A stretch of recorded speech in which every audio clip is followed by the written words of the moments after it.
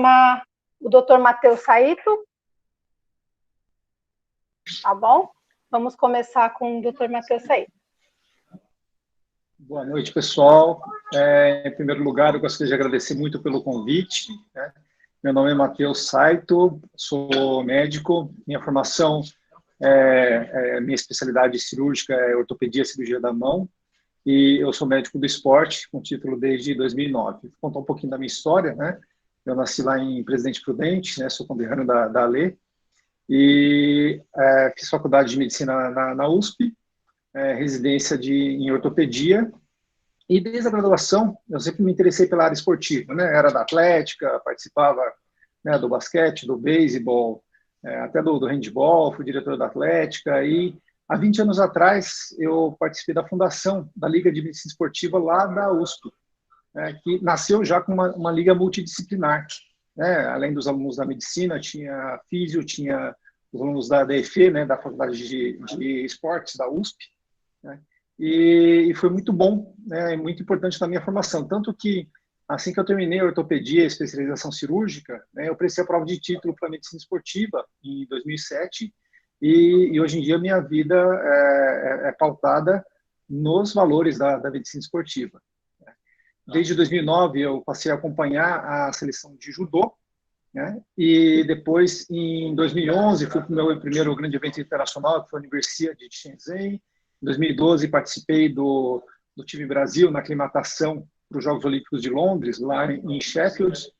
Em 2013, fui coordenador médico do departamento médico da delegação brasileira na Universidade lá de Kazan. Em 2015, fui para Toronto, depois de Toronto. 2016, para os Jogos do Rio. 2019, para o PAN de Lima. E agora, aguardando 2021, né? Se tudo der certo, para os Jogos de Tóquio. Atualmente eu sou coordenador médico da Confederação Brasileira de Judô. Eu sou coordenador de uma pós-graduação em medicina esportiva, também, uma parceria do Vita com a Beneficência Portuguesa e com a Unicid. E sou uma das referências de mão, né, para o time Brasil, né, quando tem uma lesão de mão lá dentro dos atletas, né, o time Brasil costuma me referenciar, né, eles acabam me indicando como especialista, né. E é um grande prazer estar aqui, né, participando de um pontapé inicial aí dessa iniciativa, né, da LACE. Vai ser muito bom poder contribuir com vocês. Fala um pouquinho da especialidade, Dani. Oi, Matheus. Eu acho que você pode falar o que você acha. Você já fez uma apresentação ampla, né? Falou de todas as partes do exercício que ele envolveu aí a sua formação durante todo esse tempo. Acho que se você quiser acrescentar mais alguma coisa em relação à sua prática diária, em recomendação, em uso do exercício durante o tratamento dos seus pacientes, enfim, como que você lida com isso? Algo assim, nesse sentido. Senão também depois vão ter as perguntas que vão acabar te orientando um pouco melhor, mas fica à vontade, tá bom? Tá bom. Vamos lá, a medicina esportiva me abriu os olhos, né, para todo um universo. Na ortopedia, a gente acaba aprendendo a tratar o paciente a partir do momento da lesão, né? E com a medicina esportiva, a gente descobre que tem todo um outro universo antes da lesão, né? E todos os benefícios, né, que a atividade física pode trazer para o paciente. Tanto a prevenção de doenças cardiorrespiratórias, cardiovasculares, né, quanto na própria proteção da própria musculatura, né, com o condicionamento e com a melhora dessa condição física. E é fato que, como médico, eu não tenho a formação para ensinar o paciente a fazer a atividade física, né, e fazer os exercícios. Então, é importante ter o profissional adequado para fazer essa indicação. Um dos grandes aprendizados que eu tive com a medicina esportiva, né, foi isso também, que a atuação é sempre multidisciplinar, né? Cada um contribui com a sua área do conhecimento, né, para a saúde do paciente, e com isso o maior beneficiário, né, o maior beneficiado é o próprio paciente. os exercícios, né, tanto a parte, tanto os exercícios mais aeróbicos, né, que beneficiam mais a parte cardiovascular, cardiorrespiratória, quanto os exercícios de estabilização, de força, né, que tendem a proteger mais as articulações, cada um tem o seu benefício. Geralmente, eu recomendo para o paciente, né, procurar um profissional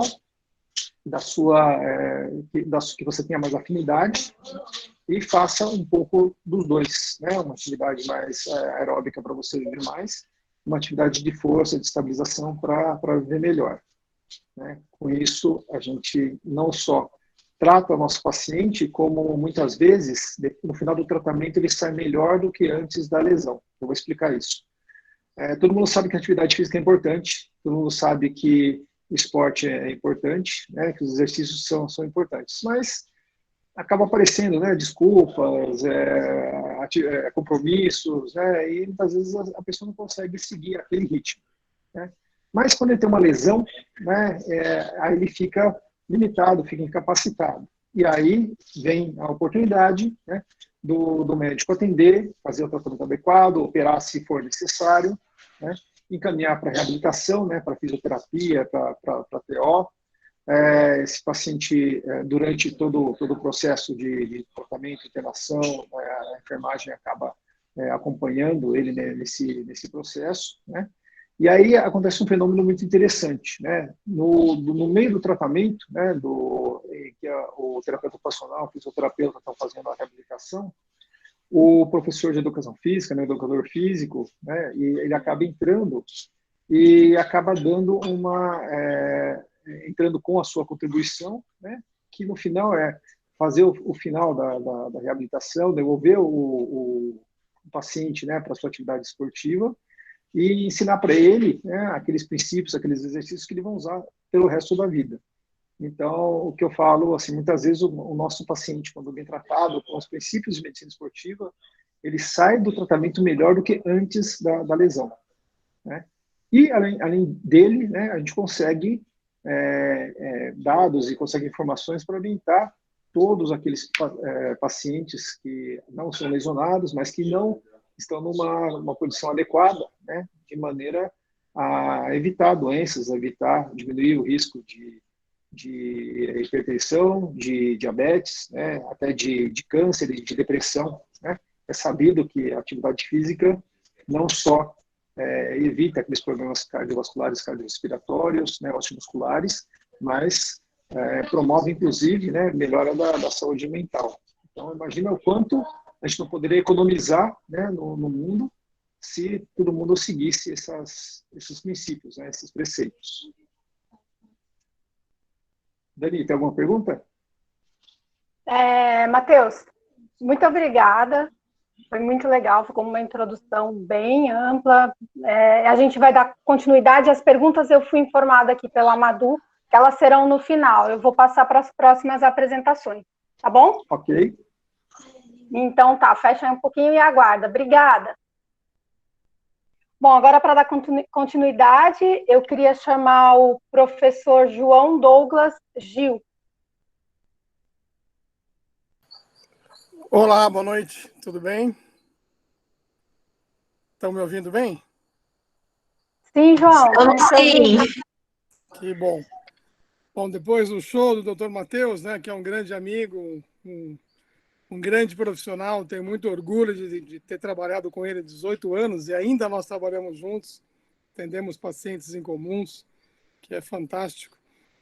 E o Dr. Matheus com uma vasta experiência dentro da medicina do esporte, acompanhando os atletas olímpicos e Jogos Olímpicos, Jogos Universitários, é realmente uma experiência incrível. Bom, eu gostaria de acrescentar um pouco para vocês, contando um pouco rapidamente da minha história. Eu fui judoca, né? Fui judoca de seleção brasileira, nasci no tatame praticamente, desde os 3 anos de idade, praticando judô. Tive a oportunidade de ser campeão pan-americano, sul-americano, alguns campeonatos internacionais. E foi muito interessante, foi por isso que eu busquei a própria reabilitação. Minha profissão, eu sou fisioterapeuta, trabalho com a área de esporte, trabalho com a área de ortopedia. e isso é uma rotina para a gente muito frequente, muito importante. E aí faz toda a diferença você ter participado de um esporte de um nível de alta intensidade. Uma das coisas importantes do esporte é entender o comportamento biopsicossocial do atleta. O atleta responde, não só fisicamente, mas psicologicamente, enfim, em todo um contexto. Então, ele precisa de uma equipe interdisciplinar, ele precisa de um ótimo psicólogo, de um ótimo técnico, de um ótimo preparador físico, de um bom fisioterapeuta que consiga entender os gestos esportivos, as prevenções das lesões e, inclusive, tratar as lesões especificamente, dando para ele um cenário se ele consegue voltar mais rápido de uma lesão, se recuperar de uma pequena lesão ou prepará-lo preventivamente para um nível de intensidade, de esforço muito maior. Depois nós temos que ter um bom médico, né, uma equipe fantástica, e outros profissionais, como os educadores físicos, enfim, realmente é um grupo grande, e isso faz toda a diferença. E o que eu acho que é fundamental é entender essa leitura de cada pessoa. É impressionante como existem características, né, dos atletas. E uma das coisas que me fascina muito, que eu venho estudando bastante, é toda a parte da neurofuncional, ou então de neurociência do esporte. Então, como que os comportamentos emocionais, como que os comportamentos físicos interferem nas lesões. Então, nós tratamos lesões hoje, lesões importantes, mas é muito interessante entender que o comportamento cerebral, muitas vezes o medo da falha, né, a insegurança, a cobrança muito forte, faz com que esse atleta, numa hora de performance, ele tenha uma falha mecânica. E essa falha é por uma série de respostas de neurotransmissores, que altera o sistema vascular, sistema nervoso, e ele faz uma lesão pré-prova, ou durante o início de uma prova, ou até num período de recuperação onde ele estaria super bem, ele acaba se lesionando. E aí é muito gostoso, porque a gente entende que a reabilitação ela passa a ser, de uma forma extremamente ampla, muito mais do que uma reabilitação tecidual, ela é uma reabilitação do coração desse atleta, né, da capacidade dele de ser humano, de entender o processo, de entender os desafios, de junto com ele buscar esse crescimento, essa batalha, né, essa vitória que é importante. E isso é muito prazeroso para a gente. Então, acompanhar esses atletas é incrível, né? E a gente tem a oportunidade de acompanhar diversos esportes. E aí, como eu disse anteriormente, cada esporte tem uma característica. E quanto mais a gente entra nessa característica, mais entendendo os mecanismos de ajustes de lesões, né, de prevenção, a gente consegue interferir e aí a linguagem fica diferente. Então, conversar, por exemplo, com um lutador de UFC, ou conversar com um judoca, é muito diferente de conversar com um tenista, né? É diferente de conversar com um atleta de atletismo de longa distância, que é diferente de curta distância. E então, o comportamento, a leitura que a gente faz é incrível. E o complexo de prevenção é fantástico, né? É muito amplo. Então, a gente tem que trabalhar todos os componentes corporais, né? De força excêntrica, concêntrica, resistências físicas, os alongamentos, as mobilidades, perceber quando que ele entra num processo de tensão muscular e a gente libera essas tensões para que a resposta muscular dele seja mais eficiente e previna as lesões, observar os pequenos sinais, como sono, alteração de humor, alteração de frases. É incrível, junto com a psicologia, como a gente percebe em uma frase quando o atleta ele tem algum problema. Então, ele solta uma palavra importante, ele solta uma frase importante, e aí é fundamental que esse profissional que tem esse contato faça essa leitura e perceba isso antes mesmo do paciente perceber, antes mesmo do atleta perceber, porque, na verdade, é um subconsciente ou um inconsciente. Ele expressa naquele momento, daquela forma, e a gente capta isso e joga isso para dentro da reabilitação, dentro da prevenção, e os resultados são fantásticos. Eu acredito muito nesse atendimento interdisciplinar, né? Entendimento mais do que um atendimento de uma especialidade de outra ao mesmo tempo, tá? Mas assim uma integração de equipe, essa leitura, essa conversa, Então, é interessante, por exemplo, quando nós atendemos pacientes, por exemplo, o doutor Matheus, quando nós atendemos pacientes juntos, independente de ser atleta ou não, nós passamos o quadro clínico, né? Lesão tal, que aconteceu isso, precisamos reabilitar isso e tal. Mas é interessante quando a gente dá um conteúdo maior sobre o comportamento, sobre a característica individual, emocional desse paciente, a maneira com que a gente se comunica com ele facilita muito. E isso vai ajudar em todo o processo de reabilitação. Então, acho que como físio, eu gostaria de deixar uma imagem, uma mensagem para vocês que eu acredito muito. Eu acredito que a gente tem que tratar o ser humano e não a lesão, e não a doença. É claro que nós tratamos a doença, tratamos a lesão, mas basicamente assim, o acolhimento, a maneira de entender e estimular esse atleta, esse paciente, a maneira de acolher realmente e ele se sentir seguro dentro do processo da reabilitação e, posteriormente, ir dando essa sustentabilidade emocional e física. E aí ele se sente extremamente confiante e os resultados são fantásticos. Como atleta, eu vou dizer que muitas vezes a gente ganha competições e ganha lutas importantes que muitas vezes você percebe que até tecnicamente você está um pouco inferior, mas assim, a segurança emocional, a convicção, a determinação, você acaba superando degraus incríveis e tendo resultados fantásticos. Eu sou apaixonado pela área de saúde, sou apaixonado pela fisioterapia, pela reabilitação, pela medicina esportiva e trabalho todos os dias com a sensação de que não estou trabalhando, que estou curtindo os meus pacientes, aprendendo muito com eles. E eu estou aqui à disposição de vocês, o que vocês precisarem, será um grande prazer para poder ajudá-los a entender um pouco essa visão que a gente tem, um pouco mais, talvez, holística, muito mais ampla e mais humana quando a gente se trata e atende um paciente. Tá bom? Espero ter ajudado vocês, eu estou aqui à disposição, qualquer pergunta, e fiquem super à vontade. Muito obrigada, João. Muito inspirador ouvir você falando, hein? Então, a gente tem 3 judocas aqui, tá? Opa, você... que coisa boa. Eu também, mas eu não fui atleta como você. Bom, mas vamos dar seguimento, então, a essa mesa redonda, né? Agora, eu queria chamar a professora doutora Fabiana Braga Benatti. Vou fazer. Oi, Dani. Tá, pode falar. Posso falar? Primeiramente, muito obrigada pelo convite. Eu ainda estou me adaptando às tecnologias da vida online, porque eu estive de licença, maternidade todo esse tempo, então agora que eu estou retornando às atividades. Então, eu ainda peco aqui um pouquinho para me acertar no computador, mas enfim, vamos lá. Primeiramente, muito obrigada a Dani, quem eu conheço há muito tempo, né, Dani? Acho que mais de 20 anos, né? Acho que 20 anos, que me convidou para... Quanto?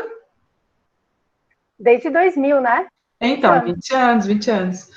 Para estar aqui hoje, eu queria primeiro parabenizá-los por essa liga, né? Acho que ela é muito importante. Eu não sabia que na Unifesp ela era fechada. Eu me lembro que eu acho que...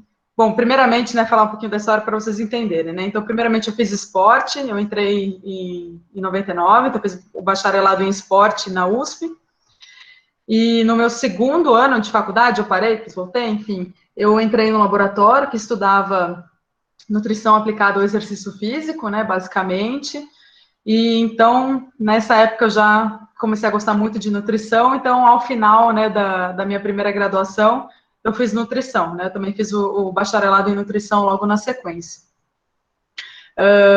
E ainda no laboratório, né? Então, eu fiz o bacharelado em nutrição enquanto eu comecei o meu mestrado na Escola de Educação Física e Esporte lá da USP, né? Eu fui aluna da professora Thais, que está aqui, foi da minha banca, aliás, então participou aí de toda a minha carreira acadêmica, né? Então, é um prazer estar aqui também junto com ela. E aí eu fui levando a minha graduação em nutrição junto com a minha pós-graduação, terminei a nutrição e depois de alguns anos terminei o meu doutorado. Bom, desde o início eu fiquei na carreira acadêmica, né? Então, desde o meu segundo ano da minha primeira graduação, eu já entrei no laboratório e sabia que era daquilo que eu realmente gostava. Então, diferentemente dos meus dois antecessores aqui que estão na prática, né? Eu nunca estive 100% na prática, apesar de sempre ter atuado em estudos mais clínicos, né? Então, eu nunca trabalhei diretamente com atletas, né? Minha parte sempre foi mais dos efeitos terapêuticos do exercício físico e da nutrição. Então, é uma outra visão, né? Do que os dois anteriores falaram, né? Os dois professores anteriores falaram. Então, eu sempre estive, meus estudos sempre foram muito focados, né, nesses efeitos terapêuticos, no início mais focado em obesidade, né, então meu primeiro projeto de iniciação científica foi com obesidade, aí eu fiz mestrado com ratinhos, prometi para mim mesma que nunca mais trabalharia com ratinhos na vida, e depois fui para o meu doutorado para um projeto bem clínico, né, que foi um projeto onde a gente viu quais eram os efeitos do exercício físico no ganho, né, de gordura, em alguns aspectos também cardiometabólicos, né, que a gente chama, em pacientes que passavam por cirurgia de lipoaspiração. Não foi para estudar o lado estético da cirurgia, mas sim o lado metabólico, né, o que essa cirurgia fazia e o que o exercício fazia, né, quando feito após a cirurgia. Então, foi um projeto muito bacana, ele deu aí bons frutos, né, a gente viu que o exercício teve efeitos muito importantes para essas mulheres, né, que foram submetidas a esse tipo de cirurgia. E aí, depois do meu doutorado, eu fui fazer um pós-doutorado, né, na Faculdade de Medicina, e comecei a trabalhar mais com doenças reumatológicas, né, e o grande sentido de eu trabalhar com essas doenças é que são doenças inflamatórias, e por serem doenças inflamatórias, estão muito associadas a doenças cardiovasculares, né? Então, aspectos mais negativos cardiometabólicos como um todo, né? Então, essas pacientes normalmente têm piora da sensibilidade à insulina, piora do perfil lipídico, dentre outras coisas, né? Então, a gente acabou como um grupo, como um todo, né? Quem deu esse start foi o Bruno, né, que hoje agora era professor da Escola de Educação Física e Esporte, hoje é professor da Faculdade de Medicina, e a gente formou um grupo muito bom lá dentro, do qual ainda participo, né, e eu comecei a estudar um pouco mais essas doenças, estão sempre com esse foco, mas nos aspectos terapêuticos do exercício físico e alguns projetos também com suplementação nutricional nesses pacientes, então sempre mais nessa linha. E aí, em 2017, surgiu o concurso, né, na Faculdade de Ciências Aplicadas lá da Unicamp, em nutrição esportiva e também educação alimentar e nutricional, são duas áreas nas quais eu também atuo, e eu acabei entrando lá, e eu estou lá desde então, né, então lá na Faculdade de Ciências Aplicadas a gente tem o curso de nutrição e a gente tem o curso de esporte, né, o curso de educação física da Unicamp, ele está em Campinas, né, o curso de esporte ele foi feito lá na Faculdade de Ciências Aplicadas, e existe aí uma boa comunicação entre os cursos lá, é um campus novo, né, então ainda as pesquisas às quais eu estava acostumada a fazer, né, pesquisas mais clínicas, eu ainda não consigo fazer lá, mas a gente estou caminhando em paralelo, ainda tenho alunos aqui, enfim, eu entrei lá por muito pouco tempo, né, então, basicamente a minha carreira ela é acadêmica, né, então hoje lá eu sou professora de nutrição, da disciplina de nutrição esportiva para o curso de nutrição, e começando agora lá, conseguir fazer um projeto de cunho mais clínico, né, com os alunos que eu estou começando até lá. Então, basicamente, a minha carreira foi muito mais acadêmica, né, não tão aplicada, né, quanto talvez a de outros, não vou falar palestrantes, né, mas de outros participantes aqui da mesa redonda, sempre nessa linha. E o vôlei, Fabi? Ah, é verdade. Eu com toda a minha altura, né? Joguei vôlei há alguns anos, mestrado e doutorado, basicamente, né? Na graduação, nem tanto. Ganhamos uns jogos, perdemos outros, né? Faz parte.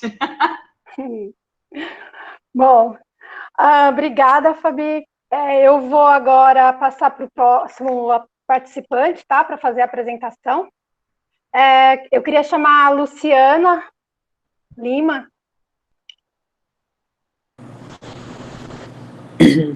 Boa noite, tudo bom? Estão ouvindo? Tudo bem? Sim. Estão ouvindo? Ótimo, e você? Bem também. Eu sou formada em nutrição fazem 2 anos, mais ou menos, foi em 2018 que eu me formei. Hoje eu atuo mais com público recreacionista, né, os frequentadores de academia, mais voltado para nutrição esportiva. Eu faço uma pós-graduação, né, em nutrição no esporte, metabolismo e no esporte. E a minha escolha pela nutrição se iniciou muito antes até da minha primeira profissão, né, que foi seguir por 17 anos, fui empreender com meu ex-marido. Eu fiz 2 anos de farmácia, tive que abandonar e fui empreender com ele. Então, na verdade, a minha jornada na nutrição começou com minha mãe, que me influenciou bastante com boas práticas nutricionais, né? Mas ela é um pouco mais antiga e o método dela não é tão, né, não é profissional, óbvio, né? Ela tinha lá o livrinho dela de As Plantas Curam, praticava uma nutrição do tipo, come o que está no prato, não gosta, vai ficar aí até se aprender a gostar, e assim eu aprendi a gostar, e por exposição, né, a gente conhece isso hoje na nutrição, sabe que isso é bem efetivo, ela não tirava do meu prato, eu aprendi a gostar, então começou aí, e segui minha vida treinando, eu sempre gostei de treinar, comecei a treinar com uns 19 anos, e nunca aliei treino e dieta, né, eu sempre gostei de treinar, gostava de me alimentar de modo saudável, mas gostava de comer de tudo. E segui minha vida sem orientação profissional, só que nesse meio do caminho eu tive síndrome do pânico, e nessa síndrome do pânico eu engordei 10 quilos, eu tenho 2 filhas, né, e nas 2 gravidezes eu engordei 10 quilos, então eu engordei bastante com a terapia medicamentosa que foi utilizada, né, e isso me fez buscar uma profissão, né, uma colega de profissão hoje, né, uma nutricionista, e aí começou minha jornada. Eu estive em 5 profissionais nutricionistas, elas eram bem adeptas à nutrição que eu considero hoje mais extremista, né, então eu fiz de tudo, eu fiz low carb, eu fiz jejum, eu fiz, enfim, tudo, dieta do glúten, sem glúten, lact-free, tudo de tudo, eu acabei seguindo, né? E chegou uma hora que eu cansei, fiz a transição profissional, falei, quer saber, vou prestar vestibular. Eu já tinha uma certa idade, já era casada, tinha uma filha na ocasião, uma só, e fui lá prestar vestibular e encarar a jornada de voltar tudo de novo, já mais velha, começar do zero a faculdade junto com a galerinha, né? E só que com a responsabilidade de casa, de filho. No meio do percurso eu engravidei da minha filha mais nova e eu parei a faculdade para poder me dedicar à amamentação e à introdução alimentar dela, que foi o tema do meu TCC, né? Eu fiz a introdução alimentar dela baseada no BLW e é isso. Eu hoje trabalho com a gente da área da saúde, né? Tem que estar em constante transformação, buscando conhecimento. A gente não lê jornal, a gente não lê revista, a gente lê periódicos, né? A gente vive internado no PubMed, aí lendo as atualizações, se atualizando, estudando, tem que gostar disso. E eu acredito numa nutrição individualizada, né? Bem específica para cada pessoa, de acordo com a sua fisiologia, com a sua bioquímica, e que a gente consegue fazer isso através de uma boa anamnese, através de uma boa leitura de exames bioquímicos, né? E traçar com isso um plano assertivo e sem extremismos, sem radicalismo, e sempre baseado na ciência, né? Então é isso.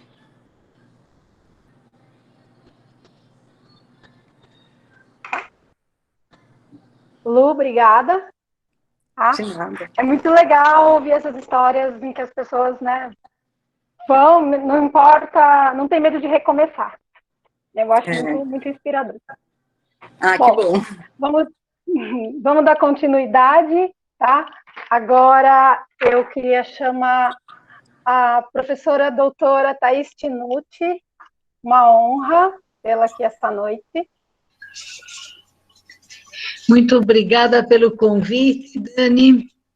É muito bom Imagina. Estar aqui com vocês e rever um pessoal que eu convivi tão de pertinho por muitos anos. Bom, Eu devo dizer para vocês que eu comecei a minha trajetória acadêmica numa liga, tá? Eu fiz a liga de hipertensão lá no HC, e que foi o caminho que me levou para depois de fazer a pós-graduação, o doutorado, e entrar na carreira acadêmica. Eu sou médica de formação, eu sou nefrologista de especialidade, isso a hipertensão era um caminho. E quando eu prestei o concurso para docente na universidade, eu entrei ser docente na Escola de Educação Física e Esporte da USP, e fiquei lá até 2014, quando eu me aposentei já como docente, como doutora na USP. E então, essas jovens acadêmicas que eu vejo aqui, a Dani foi minha orientanda, a Fabiana foi minha aluna, e depois fui banca, a Carol Moriyama, que vocês vão ver na sequência, também foi minha aluna e minha orientanda, então a gente tem um vínculo grande. Como nefrologista, na verdade, o esporte não era, vamos dizer, uma coisa que eu estudasse muito, e eu comecei a estudar exercício quando eu entrei na Escola de Educação Física. Eu fiz mais a área de fisiologia do exercício e fisiologia cardiovascular e exercício. E comecei a pesquisar nessa área, e num laboratório com a professora Cláudia Forjás, que é uma especialista nessa área também, como a professora Kátia de Anjos. E elas são educadoras físicas, eu fazia a parte médica.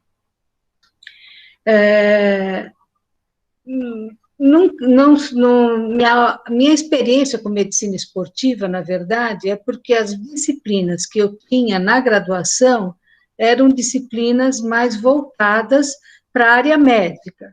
Então, como eu fazia uma disciplina que era uma parte de atendimento de urgências, emergências, como era uma escola de educação física e esporte, eu estudei medicina esportiva por causa da área de traumatologia. Então, a gente tinha uma parte do curso mais voltada para isso. Embora eu não seja nem ortopedista e nem tenha trabalhado na prática com medicina esportiva, atendendo paciente com medicina esportiva. Mas foi uma coisa que eu fiz por esses anos todos lá. E a disciplina que, na verdade, mais me marcou, como experiência pessoal, foi uma disciplina que nós montamos na época, e ela existe até hoje. Hoje ela é uma disciplina do currículo, uma disciplina obrigatória do currículo dos 2 bacharelados, tanto esporte como educação física, que é o exercício físico e as doenças crônicas não transmissíveis.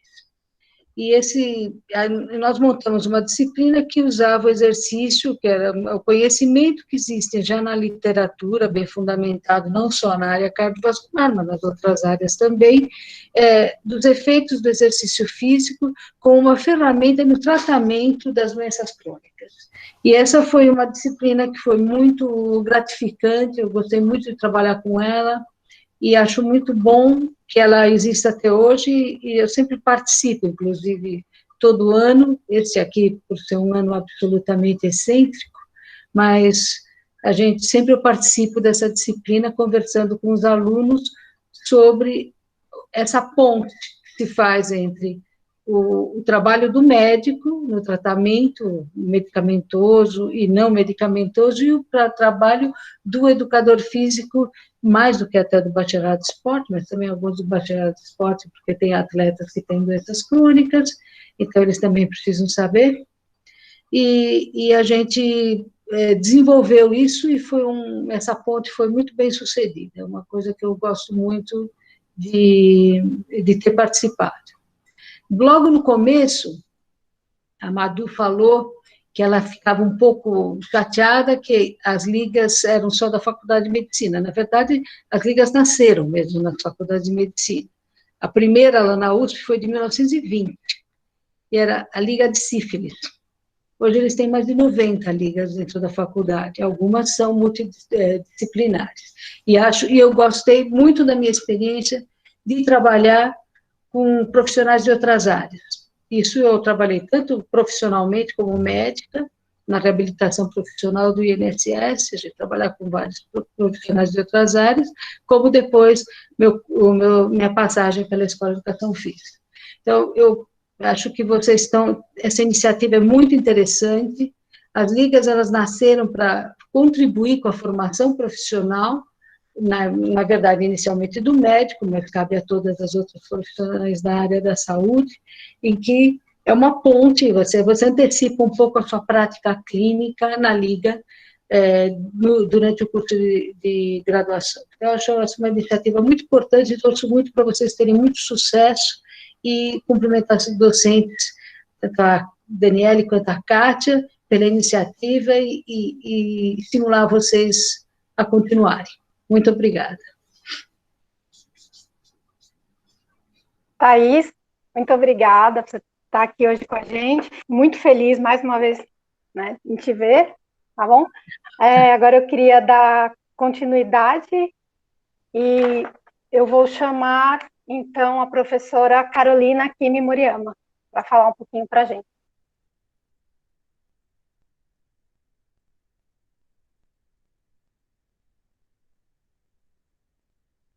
Não, né? Agora tá ouvindo? Sim, Carol. Agora sim, Carol. Obrigada, gente. Boa noite. Eu também sou bem, assim, da idade da pedra, não consigo muito aqui. Me perdoem. Qualquer coisa, vocês me ajudam aqui, né? Eu queria, assim, brevemente, né, falar. Eu fiz 2 faculdades, né? Fiz faculdade de Educação Física, fui aluna da Thaís, colega, né, da Dani, da Fabi, uma coisa muito gostosa aqui, uma delícia estar encontrando todo mundo hoje, né, nesse evento. E eu queria aproveitar assim, o meu espaço, queria falar rapidamente, né, sobre a minha formação, mas eu queria só assim, elogiar muito o fato de vocês terem inaugurado essa liga com a perspectiva e com a proposta de uma diversidade, né? Eu acho que a diversidade, ela, nesse momento aqui com a gente, ela fala por ela própria, porque esse tema, né, só aqui, entre as pessoas que já falaram até agora, tem tanta variação, né, diferença da maneira como a gente está vendo, o olhar que a gente, como a gente se posiciona perante o objeto, né, que isso já mostra o quão rico né, essa área da atividade física, do exercício, né. Então eu queria só, assim, queria fazer um pequeno recorte para a gente contar um pouquinho para vocês, assim, como eu fui amadurecendo meu olhar para essa interação, né. Então, tem uma forma bem, assim, simples e manjada, objetiva, e que eu respeito muito, né, da gente olhar para isso, e é uma forma que faz sentido, né. Então, assim, a gente imagina que, por exemplo, nessa perspectiva da saúde da doença, a gente adoece, a gente procura um médico, esse médico faz um diagnóstico, medica a gente, trata, a gente sara. Aí, nessa abordagem, o exercício ele se torna um remédio, e ele é um remédio maravilhoso. Se a gente fizer uma busca, né, no meu caso, escrever exercício e saúde mental, eu já fiz isso várias vezes, e o que a gente recebe de retorno é, assim, muitos artigos sustentando de uma maneira muito inequívoca que, de fato, o exercício tem um papel na saúde mental da gente, né? E eu acho essa abordagem muito válida, muito verdadeira, eu gosto muito dela, mas hoje, assim, especialmente eu queria aproveitar esse espaço, esse momento, e também esse momento da pandemia, para um pouco fazer algumas provocações, assim, né? Então, primeiro, eu queria provocar um pouco a gente, assim, propor uma alternativa, né, para um olhar que a gente tem, que a gente coloca a saúde de um lado, a doença do outro, né? E falando psiquicamente, a capacidade da gente adoecer, a capacidade da gente ficar doente, ela já mostra a saúde da gente. A gente poder psiquicamente estar vivo, estar respondendo a um meio que exige da gente, né, que pede da gente interações, né? Então, Acho que isso é uma coisa importante, né? A gente não entende a saúde mental como a doença de um lado, a saúde do outro, mas como um contínuo, né? Então, dessa mesma forma, a gente também é muito maluco, mas a gente faz uma divisão, né, da nossa existência física e a nossa existência mental, né? E aí a gente fragmenta tanto as coisas que daí na nossa linguagem a gente fala saúde mental. É uma coisa maluca, né? Se a gente olhar com calma, a gente vai ver que tem sempre uma mistura entre o que a gente chama de mente e o que a gente chama de corpo. O afeto, a experiência emocional, afetiva profunda que a gente faz, ela não é experimentada em um lugar outro, é experimentada no corpo, na perna bamba, no coração que palpita, na respiração que se acelera, respiração que relaxa. Mas o que está acontecendo hoje em dia, né? E essa provocação que eu queria fazer para vocês. Nosso corpo, ele virou um porta-cabeça, né? Ele não é um corpo vivo que está aqui. Ele é só um troço que a gente usa para segurar nossa cabeça, essa assim, né? Que está pensando. Tá? Então, o que eu sinto que está acontecendo hoje em dia, né? A gente vai passar o dia inteiro com esse corpo parado, sentado numa cadeira, na frente de uma tela, identificado com a nossa cabeça, com a nossa mente, uma mente que é cheia de idealização, de fantasia. E aí, essa cabeça, ela fica sem corpo, né? Aí, no fim do dia, a gente pega esse cabide de cabeça, coloca ele para fazer uma atividade mecânica, repetitiva, monótona, sem sentido. E aí a gente vai fazer exercício de um corpo sem cabeça. Eu acho que isso não é bom. Eu acho que o que a gente tem visto ultimamente não é só um aumento do envolvimento em atividade física, mas é um culto a um determinado tipo de corpo, que é um corpo forte, inclusive a gente usa a expressão sarado, é um corpo que não adoece, um corpo que não sofre, um corpo que não muda, um corpo que não falha. E saúde é mutação, saúde é transformação. O peso da gente varia, a forma da gente varia, o ritmo cardíaco da gente varia, nossa respiração varia, nossas emoções e nossos estados interiores mudam, se transformam.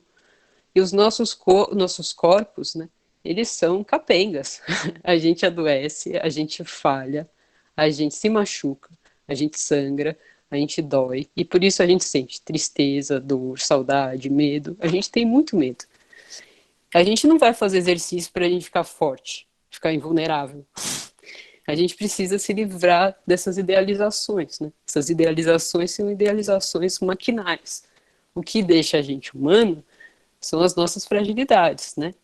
Então, será que corpos super-humanos são corpos saudáveis, né? Essa é a provocação que eu vou fazer para vocês, né? Será que é atrás disso que a gente está? Então, é isso que eu queria dizer. Carol, Oi, né? gente enigmática e provocadora. Eu acho que Gostei essas muito coisas da são sua importantes. É para pensar mesmo, né? Bom, Eu eu acho vou bom dar seguimento aproveitar, né? aqui. Fala, sim. Aproveitar, né? Aproveitar o pessoal todo aí. É coisa boa, né? Todo mundo junto aqui, em volta desse tema. Isso é uma coisa maravilhosa, né? Um momento muito especial, né, Dani? Então, Sim. é um convite, né? É uma provocação, assim, para a gente se inspirar, né? Só isso. Sim, sim, sim. Adorei. Bom, vai ter bastante pergunta depois, com certeza. Eu vou dar seguimento aqui, então. Vou chamar agora a Kátia, né? A professora Kátia de Ângeles, preceptora também da Liga. Muito obrigado, Dani. Vocês me ouvem bem? Sim, sim. Sim, prof. Sim. Então, muito obrigado pelo convite, inicialmente, de estar aqui com vocês nessa noite, né? Eu acho que a Liga foi muito feliz com essa atividade inicial. Fui antecedida por profissionais extremamente competentes, envolvidos, como muito bem disse alguns dos colegas, né, em diferentes áreas de atuação que a gente pode ter em termos de atividade física ou de esporte, né, e eu acho que essa liga vem trazer algo muito importante para a escola, para a Unifesp, no sentido da gente conseguir dar uma visão multidisciplinar para essa abordagem tão importante que a gente tem hoje para a manutenção de saúde, ou mesmo para a manutenção dos nossos desejos, né? Porque eu acho que muitas vezes a gente se expressa, né, através do esporte. Como disse muito bem o professor João, né, Douglas, ele comentou, a gente tem que entender o que o atleta quer nos dizer, o próprio movimento muitas vezes nos mostra o que esse atleta quer nos dizer, então essa é uma manifestação também.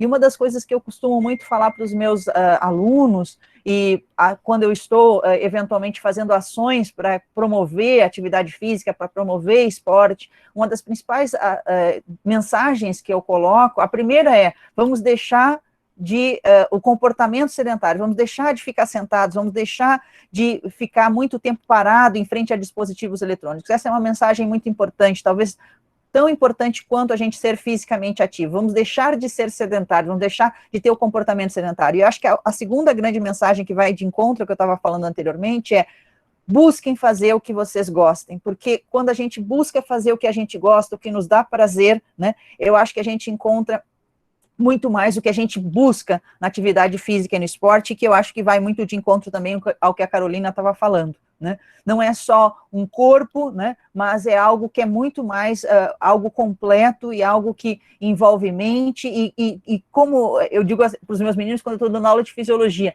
quem dividiu os sistemas provavelmente não foi a evolução nem Deus, como vocês preferirem, né? Foram os fisiologistas e os anatomistas, né? Então, esse negócio de dividir corpo, mente, cardio, respiratório, endócrino, ortopedia, eu tenho sérias dúvidas se algo foi pensado nesse sentido. O organismo é um todo e durante o exercício talvez a gente tenha uma das melhores exacerbações dessa funcionalidade que a gente tem do organismo.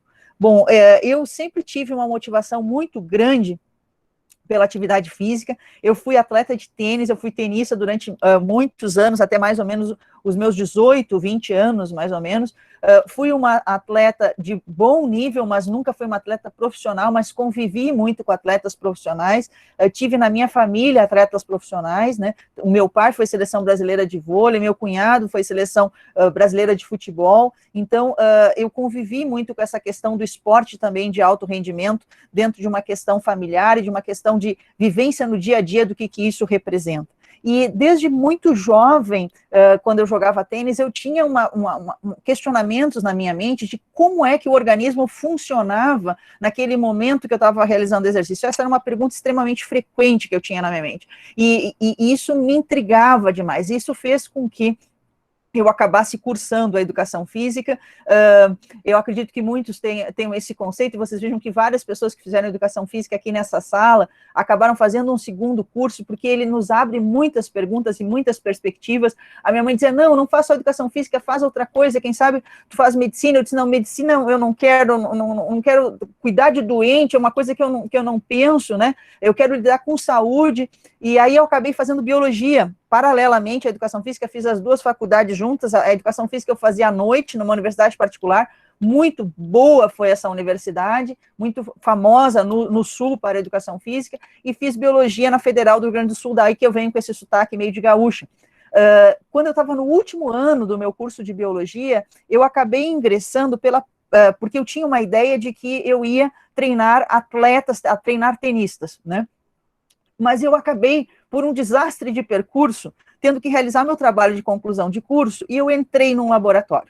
E aí foi a minha perdição, né? Eu entrei num laboratório, e eu digo isso, inclusive, nos meus documentos de currículo, que a gente chama de memorial, eu fui picada, né, por essa questão extremamente assim, emocionante e apaixonante que é a ciência. E eu acho que desde que eu entrei no laboratório no primeiro dia, talvez eu não tenha passado mais do que 3, 4 dias na minha vida sem pisar dentro de um laboratório, ou sem estar trabalhando com algo relativo à ciência, né? Então, eu acabei começando a trabalhar num laboratório para fazer meu trabalho de conclusão de curso, ingressei no mestrado, no doutorado.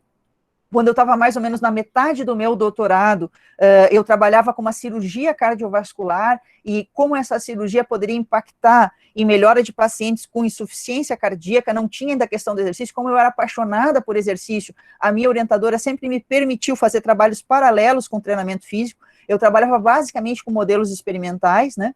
E no meio do meu doutorado, a minha orientadora veio para São Paulo, para o Instituto do Coração. E eu acabei vindo no último ano do meu doutorado e nunca mais voltei para Porto Alegre. Isso era mais ou menos 1999, mais ou menos, né? E aí terminei meu doutorado, fiz meu primeiro pós-doutorado, depois esse pós-doutorado eu fiz parte no Brasil, parte fora, fiz o meu visit professor, fui à universidade, fiquei lá um tempo e fui fazendo a minha carreira dentro da universidade particular. Eu fui professora da Universidade de São Judas, fui professora da Uninove, sempre ligada a cursos de pós-graduação, orientando alunos de mestrado, de doutorado, tentando desenvolver linhas de pesquisa, né, dentro desse processo, trabalhando muito com fisiologia cardiovascular e as questões da reabilitação, mais do que propriamente do esporte. E em 2017 eu acabei fazendo o concurso para a disciplina de neurofisiologia e fisiologia do exercício, que era sempre uma paixão que eu tinha, que eu queria entrar numa universidade pública com o tema de fisiologia do exercício. Essa oportunidade surgiu na Unifesp, fui muito bem recebida nessa casa, no departamento de fisiologia, e aí nessa casa agora no ano passado, em 2019, eu fiz a minha livre docência com um tema de, mais ou menos envolvendo atividade física mulher e reabilitação, né? Então, hoje em dia, o nosso grupo de pesquisa trabalha muito com a questão da mulher e da reabilitação no sexo feminino, especificamente mais na menopausa. Nós tentamos entender a rebimboca da parafuseta, nós tentamos entender os mecanismos associados à melhora do treinamento físico, qual modalidade eu vejo uma maior melhora, se é o treinamento aeróbio, se é o resistido. E trabalhamos também, tanto em modelo experimental quanto na clínica. E na clínica a gente trabalha com uma população muito interessante, que é uma população de filhos de hipertensos e de diabéticos. São indivíduos que ainda não têm doença diagnosticada, mas que têm mais chance de desenvolver a doença. E, interessantemente, nós temos observado que esses indivíduos precocemente apresentam disfunções, principalmente disfunções do sistema nervoso autônomo, simpático e parasimpático, e que uma vida fisicamente ativa consegue prevenir essas disfunções, ou seja, esses mecanismos associados ao desenvolvimento de doença cardiovascular, eles conseguem ser prevenidos por uma vida fisicamente ativa. Em termos de atividade de extensão, o nosso grupo trabalha muito junto com a Sociedade Brasileira de Hipertensão. Nós temos um projeto que se chama RASCA, no qual RASCA, Hipertensão Arterial em Crianças e Adolescentes, no qual a gente tem ido às escolas no estado de São Paulo para medir pressão arterial da forma mais correta possível e fazer um diagnóstico de pressão arterial alterada em crianças e adolescentes. E nós temos um segundo projeto que é assim, que para mim é algo que vale o meu dia cada vez que eu faço, que se chama SBC Vai à Escola, Sociedade Brasileira de Cardiologia Vai à Escola. Nesse projeto eu represento a área da atividade física, e o que a gente vai é as diferentes escolas formar professores, pedagogos, profissionais que estejam envolvidos nessa escola, merendeiros e inclusive alguns alunos. E a gente forma esses alunos com relação à saúde cardiovascular, mais do que com relação à doença. E a gente entende que esses profissionais vão ser multiplicadores, porque a gente chegou a uma conclusão dentro do Comitê da Criança da Sociedade Brasileira de Cardiologia, que a gente não teria braço para chegar em todas as instituições, em todas as escolas e em todo esse nosso enorme Brasil. Então, a nossa ideia foi, vamos educar as pessoas, vamos dar ferramentas para que aquele agente que está no dia a dia lidando com a criança na escola, ele consiga fazer transformação. E vamos entrar no foco de transformar quem não tem hábitos tão fixados como o adulto, né? É muito difícil a gente mudar os hábitos do adulto. Da criança é mais fácil e muitas vezes a gente tem tido retorno que as crianças vão para casa e ficam pedindo coisas para os pais, que eles querem ir para a escola, que eles querem comer algo diferente, que eles não querem ir para, que eles querem olhar os rótulos dos adolescentes no supermercado junto com os pais, que eles sabem que não pode pegar o rótulo, que tem 55 mil coisas dentro que eles não entendem o que é.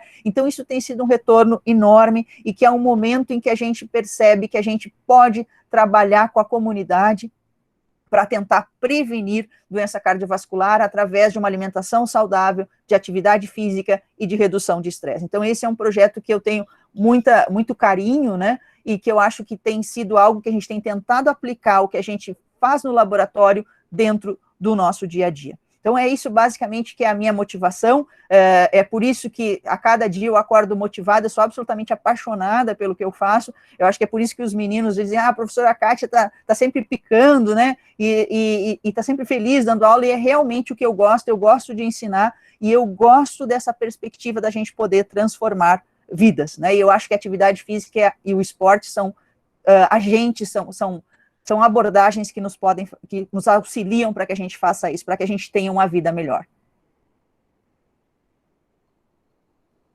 Acho que é isso. Realmente, muito intenso, muito, muito motivante.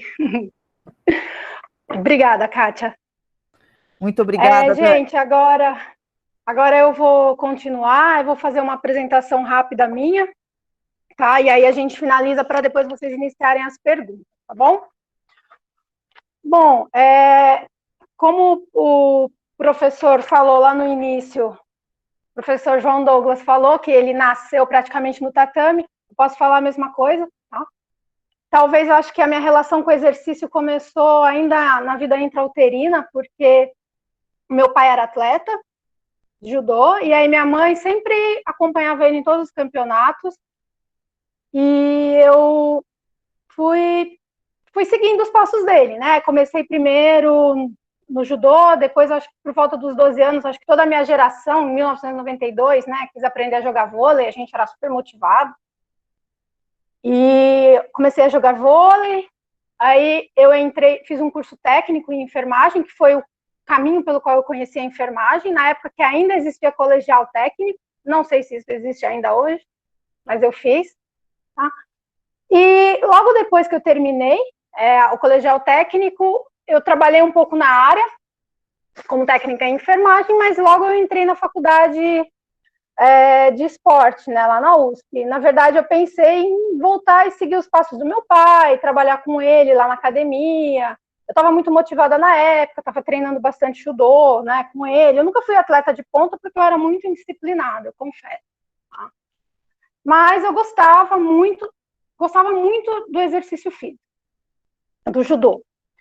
E aí, quando eu entrei na faculdade de esporte, eu sempre participei das atividades da atlética, a gente acaba se envolvendo com diversas modalidades esportivas, né? A gente tem vivência, né? Então, todas as modalidades, as mais alternativas que vocês imaginarem, badminton, taekwondo, enfim, a gente tem pelo menos a vivência, né? Rugby, né? Já joguei um pouco, mas assim, sempre como um aprendizado. E aí, logo depois disso, eu me formei, mas eu falei que eu queria voltar para a enfermagem. Eu percebi que eu gostava muito do exercício, mas eu sentia muita falta de trabalhar no hospital. Eu trabalhei por um período de 1 ano e 3 meses numa clínica de hemodiálise, né? Um paciente com doença renal crônica. E eu falava assim, não, eu quero voltar a trabalhar com isso. Mas não que eu não abandonei o exercício. E assim que eu entrei na faculdade, em 2005, que eu me formei, até anotei as datas aqui para não esquecer. Em 2005, quando eu entrei na faculdade de enfermagem, na Unifesp, logo após, eu fui procurar a doutora Thaís, né, falou com a gente hoje, e ela me orientou no mestrado, e eu iniciei o mestrado em 2006, meados em agosto, setembro de 2006, eu iniciei o mestrado na faculdade de medicina, eu fiz paralelo, né? Fiz o mestrado junto com a faculdade de enfermagem, era uma loucura, assim. Eu ainda trabalhava à noite como técnica de enfermagem no hospital, era uma doideira. Eu praticamente não vivia. Por 1 ano eu fiquei nessa vida insana, aí saiu minha bolsa, e aí eu parei de trabalhar à noite, continuei só me dedicando ao mestrado e à faculdade. E nós fomos estudar pacientes com doença renal crônica, né? Então, assim, eu tentei unir o exercício físico, né, com os pacientes portadores de alguma enfermidade. Eu queria estudar alguma doença que o exercício beneficiasse. E a Thaís era nefrologista, e ela falou assim, a gente poderia estudar os pacientes com doença renal crônica. E foi muito legal, nosso trabalho rendeu bons frutos, né, eu vou falar até com vocês isso no curso introdutório, né, da Liga, a gente vai falar um pouco mais sobre os benefícios da doença renal crônica e do exercício físico na doença renal crônica, tá? Sem spoiler hoje, tá bom? E logo depois disso, eu me formei. O meu mestrado eu defendi em 2010 e já entrei em 2009 e comecei a trabalhar na UTI. Sempre trabalhei em UTI. E aí, assim, eu confesso que depois que eu terminei o mestrado, eu publiquei o artigo um pouco mais tarde, porque eu acabei casando, tendo filhos, né, num período. Eu fiquei um período sendo apenas mãe, né? Eu fiquei de 2012 a 2016 me dedicando aos meus filhos. E nesse período eu publiquei o artigo relativo à hipotensão pós-exercício, que foi um dos temas, uma sessão aguda de exercício, que foi o tema do meu doutorado, um dos temas, né, que eu estudei, um dos aspectos do meu mestrado. Tá? Aí eu prestei um concurso, voltei para a Unifesp, né, para trabalhar na UTI. Eu fiz uma especialização em UTI também nesse meio tempo, logo depois do mestrado, eu já fiz a especialização em UTI. E assim, eu confesso para vocês que a UTI virou minha paixão, sabe? Foi, assim, ao contrário da Kátia, né, que falou, não, eu não quero ser médica porque eu não quero estudar, eu quero cuidar de gente saudável.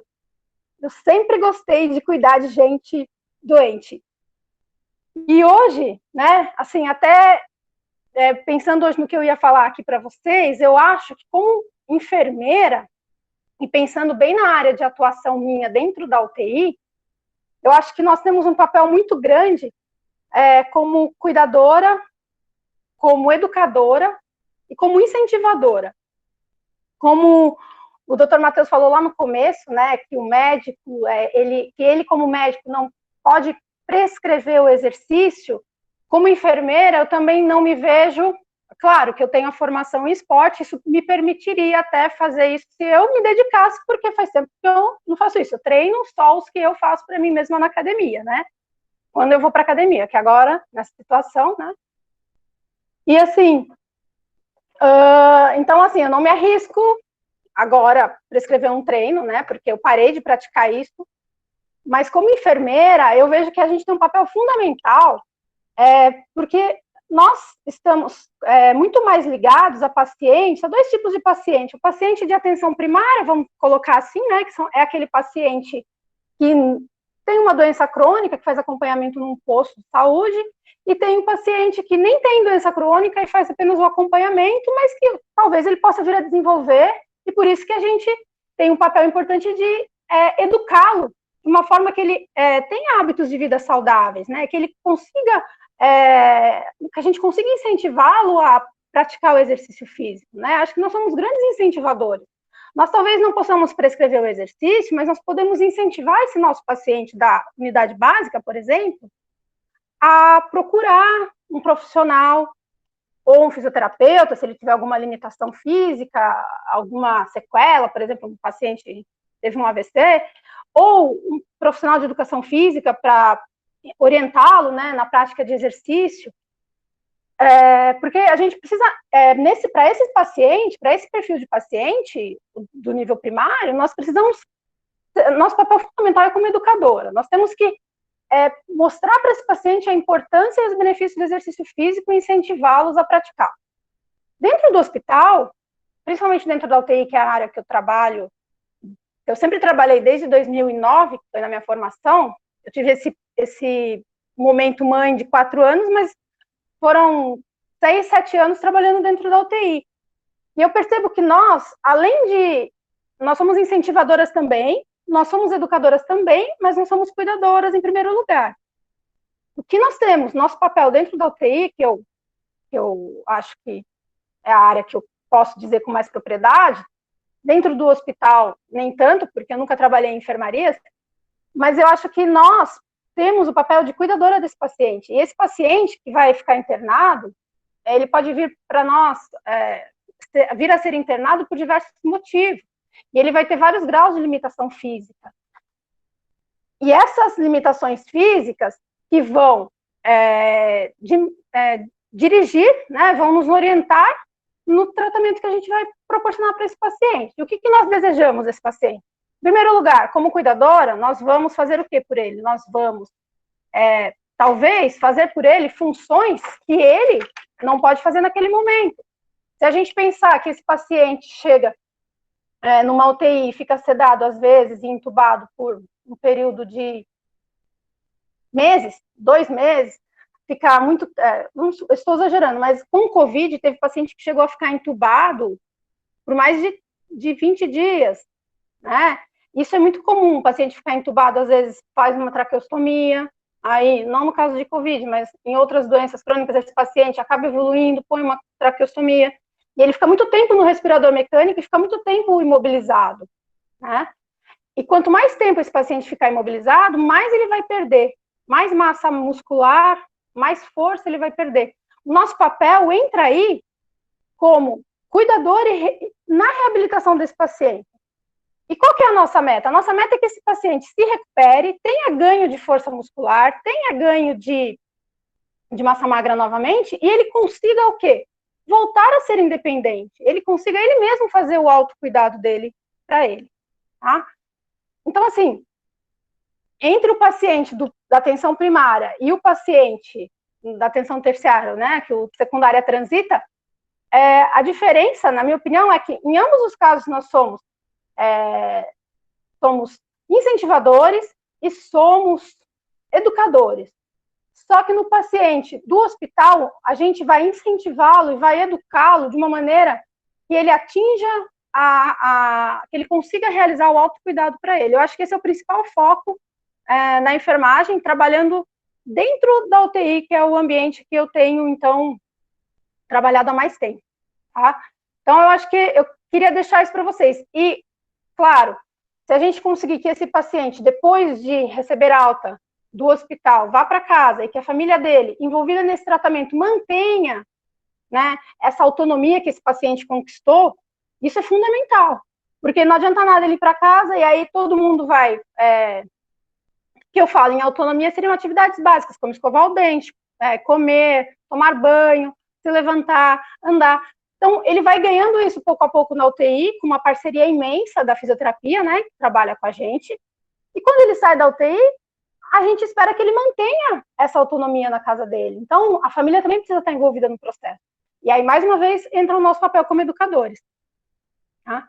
E depois, se o paciente melhorar, ele dará seguimento, né, ao tratamento dele, como uma reabilitação por fisioterapia, ou ainda com treinamento com o educador físico. Então, assim, o nosso papel, claro, é sempre incentivar a prática do exercício, né, porque com o exercício, todo mundo só tem a ganhar, né, já está mais do que provado e todo mundo já falou, são inúmeros benefícios inquestionáveis, tá? Então, assim, eu acho que esse é o nosso grande papel. Era isso que eu queria falar hoje para vocês. Obrigada.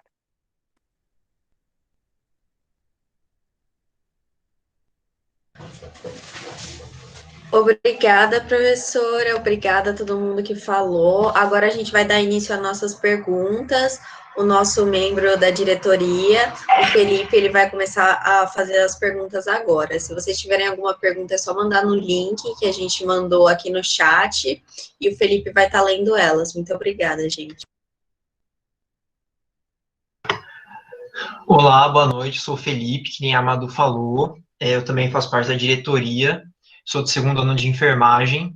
E eu vou começar fazendo agora as perguntas na ordem que vocês foram mandando.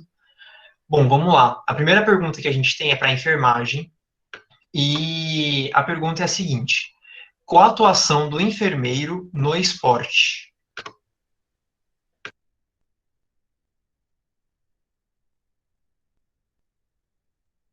Olá. Bom, olha só, isso foi até um motivo de debate aqui em casa outro dia com o meu marido, né, que, assim, a faculdade de esporte também me rendeu um marido que era atleta na época e hoje ele é técnico. E a gente estava conversando exatamente sobre isso, né? Por que não tem enfermeiro nas equipes, né? Assim, de alto nível. E eu penso, e eu cheguei à conclusão com ele, após horas de conversa, que eu acredito que o nosso papel a gente ainda está conquistando. Porque o enfermeiro, como eu falei para vocês, a gente tem uma atuação muito mais próxima dos pacientes de indivíduos enfermos, né? Ou então que precisam de mudança de hábito de vida. Dentro do esporte de alto nível, a gente ainda está conquistando esse espaço. Não temos profissionais, certo? A gente não tem profissional ainda que trabalha, pelo menos eu não conheço profissionais que tenham esse espaço ainda. Nós acho que estamos conquistando isso. Eu acho que a Liga é um grande passo nessa direção, porque assim, as equipes de alto nível normalmente têm formação de médico, enfermeiro, médico, psicólogo, aí tem o preparador físico, nutricionista, fisioterapeuta, sempre tem mais de um. Então, assim, eu acho que a enfermagem ainda está traçando o seu caminho. E eu acho que essa liga é um pontapé inicial. Por quê? Para nossa inserção nesse meio, certo? Então, eu penso que a gente ainda não sabe direito qual é o nosso papel. Eu acho que a gente, dentro do esporte de alto nível, nós estamos buscando esse lugar, principalmente vocês que se mostram extremamente interessados. Eu acho que nós temos potencial para trabalhar e com muito sucesso nessa área. Mas eu acho que a gente ainda está galgando e a gente vai ter um caminho ainda um pouco longo pela frente. Não sei se respondeu. Acredito que tenha respondido sim, professora. Muito obrigado. Bom, a próxima pergunta é para a nutricionista Luciana. A pergunta é a seguinte: como a nutrição pode atuar junto aos outros profissionais para melhorar a performance dos atletas?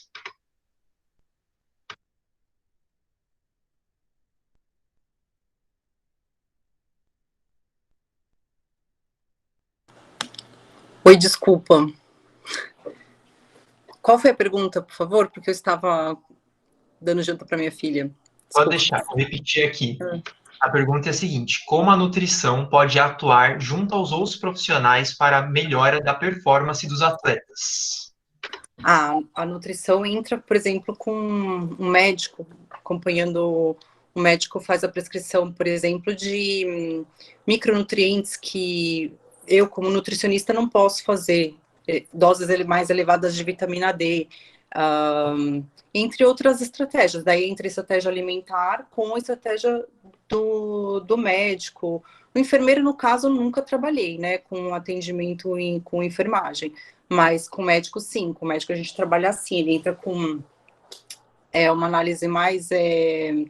como posso dizer, hormonal, né, olhando os parâmetros hormonais e fazendo a prescrição de medicamentos, por exemplo, pacientes que têm diabetes, precisa de entrar com metformina, e aí a nutrição entra com uma dieta mais low carb, e assim a gente vai trabalhando. Para cada patologia, existe uma estratégia diferente nutricional e uma aplicação medicamentosa diferente, né? Então o médico entra com essa terapia medicamentosa e a gente entra na parte nutricional, mas aí tem que mudar, tem que trabalhar o paciente para ele mudar os hábitos alimentares, né? Se não mudar os hábitos alimentares, só medicação não vai funcionar, entendeu? Então tem que ajudar o paciente a mudar esses hábitos que levaram ele à patologia que ele se encontra. Basicamente, a gente trabalha assim. Obrigado, Luciana. Acho que respondeu a pergunta sim. Bom, a próxima pergunta também é para nutrição, mas só que mandaram para a Fabi aqui. A pergunta é a seguinte: o que a falta do acompanhamento nutricional pode causar para quem pratica esportes? Qual o ponto negativo? Bom, acho que aí o papel da nutrição ele vai ser bastante amplo, né? Então, primeiramente, você tem que entender como que aquele atleta se alimenta. Na verdade, são várias coisas, né? A primeira coisa, você tem que atuar junto com o treinador, saber qual é o objetivo daquele atleta, e é sempre legal que você trabalhe em equipe. Então, se tem uma coisa que eu aprendi com a minha amiga Desiree, que a gente sempre fala em aula, né, é que você precisa entender junto com a equipe, né, então nunca trabalhar sozinho quando você trabalha com o atleta, então sempre trabalhar junto com a equipe como um todo, e perguntar qual é o objetivo daquele atleta naquele local, né, então aí vai depender se é um atleta de alto nível, se o foco dele vai ser desempenho, que nem sempre está ligado à saúde, aí eu vou linkar com alguma coisa que a Carol, né, tinha falado anteriormente, e entender qual é esse objetivo. Um atleta sem acompanhamento nutricional, ele pode ter algumas deficiências, né? As de micronutrientes são bem conhecidas, então especialmente se for um atleta eu vou falar vegetariano e vegano, e muita gente, hoje em dia está muito em voga, e eu já muito me atiraram pedras quando eu falo que esse atleta pode ter deficiência, mas ele pode mesmo, né? Não só um atleta, como qualquer um que seja vegetariano ou vegano, sem um acompanhamento pode ter deficiências importantes que podem prejudicar o desempenho, né? Então, a gente tem as mais comuns, né? Que são a de vitamina B12, ferro mais ou menos, mas pode ter também, tá? E além disso, dos micronutrientes, um acompanhamento que também entra mais nos macronutrientes. Então, ver se a ingestão energética dele está adequada para o objetivo dele. Então, se ele quer ganhar, se quer perder peso, ganhar ou perder massa magra, precisa de mais energia, de menos energia. Os suplementos que ele vai tomar durante o exercício, o que é necessário, o que não é necessário, para você suprir deficiências que estejam ali. Então, eu diria que um atleta de alto rendimento, sem acompanhamento nutricional, pode sim estar, tá me fugindo a palavra, né, mas suscetível a algumas deficiências que podem diretamente comprometer o desempenho dele, né, o amador também, né, porque a gente tem os atletinhas que a gente fala, né, então o corredor de maratona, os triatletas, né, que eu brinco que são os atletinhas, são pessoas que não vivem disso, mas são pessoas que são atletas, né, que treinam como atletas treinam, né? Então, essas pessoas, eu diria que quanto mais treinado é o sujeito, maior a necessidade desse acompanhamento nutricional para ver se existe alguma deficiência ali para otimizar o desempenho dele.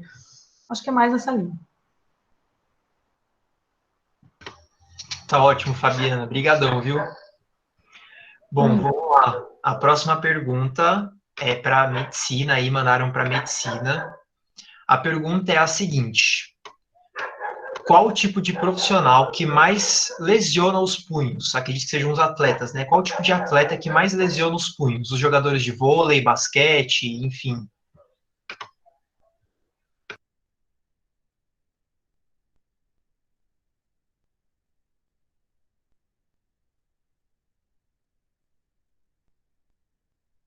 Luiz, para quem foi a pergunta? Foi para a Thaís.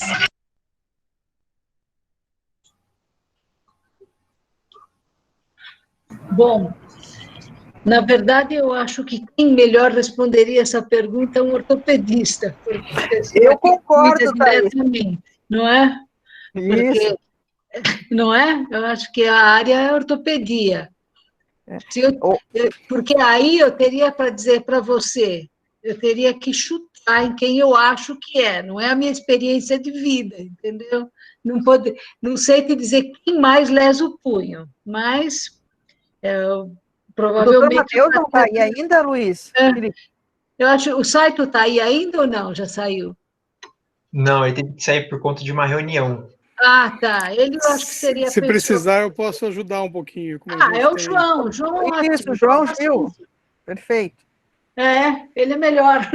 Isso. A gente tem vários esportes onde o punho é muito utilizado, né? Então, os esportes de impacto com punho. Então, todos que socam bastante. Então, MMA, o próprio judô, a gente tem muito apoio com a mão no chão e, às vezes, o próprio movimento do kimono. Só abrir meu vídeo aqui. O movimento do kimono na luta, às vezes o punho ele é prendido e você cria as lesões. Esses são os impactos principais. Existem os esportes que existem impactos direto nos dedos mesmo. O judô é um deles, a luta, o kimono também é um deles. Mas a gente tem outros esportes, né? Por incrível que pareça, os esportes que podem lesionar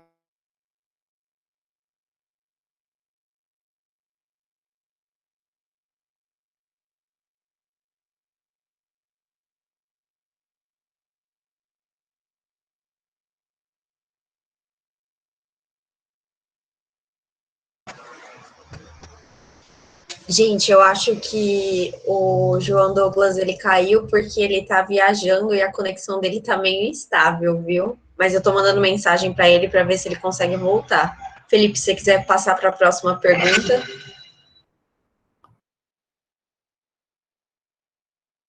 Então, beleza, vamos lá. Próxima pergunta é para educação física.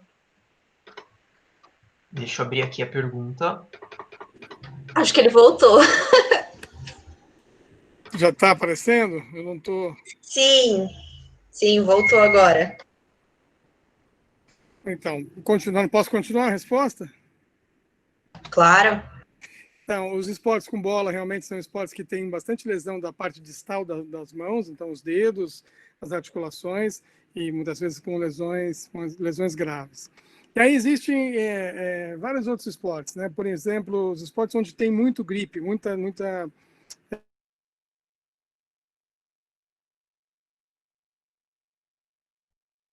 por incrível que pareça também, dependendo da amplitude, a característica, você tem as lesões.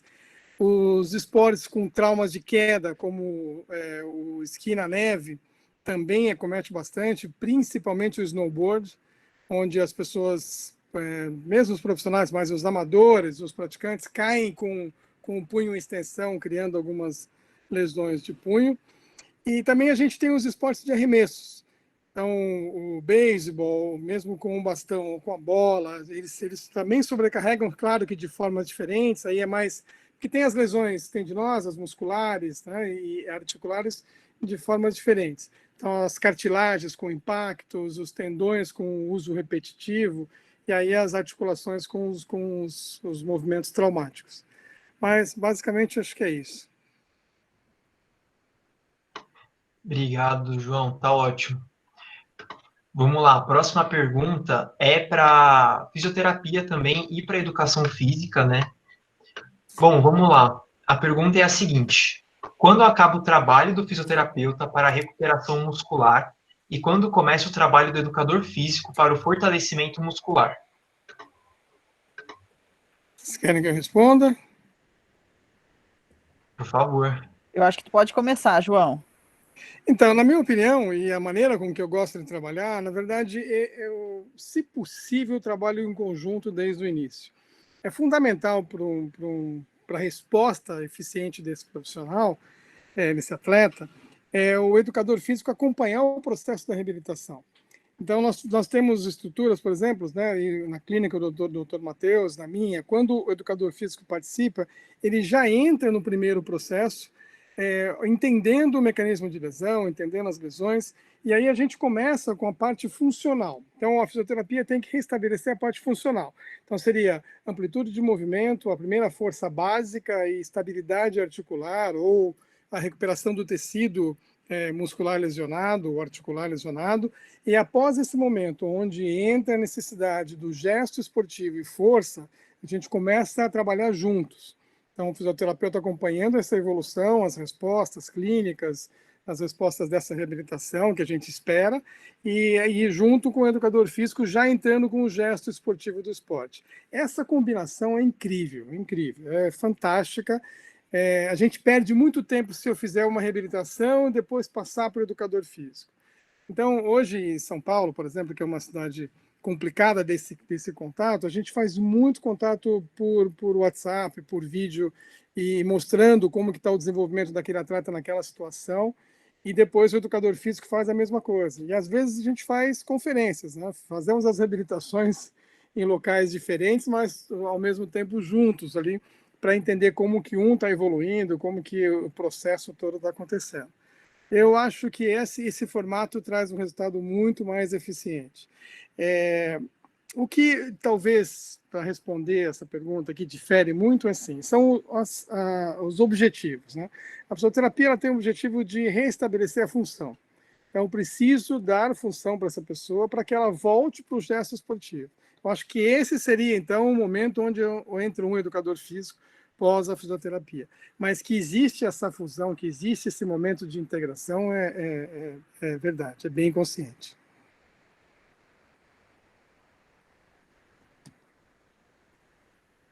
Felipe, acho que ele respondeu muito bem. Acho que podemos passar para a próxima. Então, tá bom. Vamos lá. A próxima também é para educação física, para a professora Kátia. Vamos lá. A pergunta é a seguinte, professora. As crianças são consideradas agentes transformadores na saúde, já que aprendem dos professores? Então, essa é a nossa expectativa, né? Quando a gente talvez olhe nos agentes clássicos, né? A gente não pensaria nessa perspectiva. Mas o que a gente tem visto com esse programa que se chama SBC Vai à Escola é que não só as pessoas que nós formamos diretamente com as ações da SBC Vai à Escola, que a gente forma o professor, o pedagogo, o diretor da escola, a merendeira, né, mas também os alunos que são formados durante a nossa própria ação de formação de monitores, que a gente chama, ou durante as ações do Dia do Coração, né, e a gente tem visto um retorno muito bom e muito importante dessas crianças como agentes transformadores na sua casa. E a gente convida também as famílias dessas crianças para virem participar desse Dia do Coração, e algumas vêm. Mas a gente recebe muito esse retorno depois, porque esse programa, esse Dia do Coração, é um dia no qual as escolas, a partir da formação que elas tiveram, elas vão montar 5 salas temáticas, salas como, por exemplo, de atividade física, de nutrição, de teatro, de mídia, né? E nessas salas, elas vão desenvolver com o que elas têm dentro da escola, sem que haja necessidade de recursos externos, atividades que passem para os alunos a questão da promoção da saúde. Esse é o primeiro dia do SBC Vai à Escola.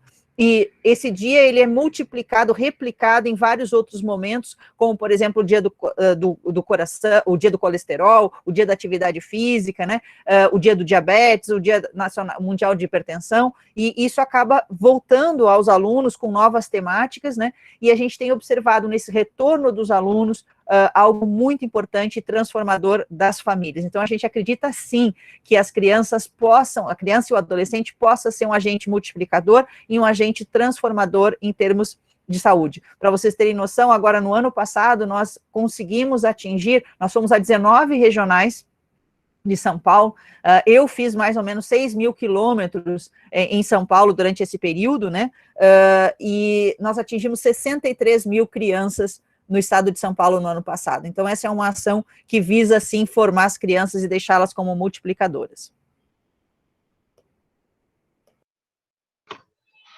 Obrigado, professora. Bom, vamos lá. A nossa próxima pergunta é para psicóloga. E a pergunta é a seguinte: qual a importância do acompanhamento psicológico nas práticas esportivas?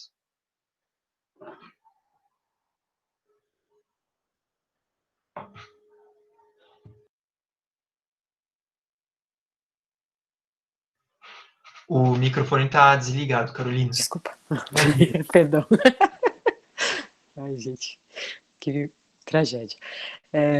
Assim, o que eu queria dizer é o seguinte, né? Tem uma variação muito ampla, um espectro muito grande, né? Como a gente tem visto aqui, assim, na nossa conversa, o que a gente está considerando exercício e atividade física, né? No caso do esporte, há um papel, assim, acho que mais marcante, mais definido, né? Que é muito ligado justamente à questão da performance, né? Então,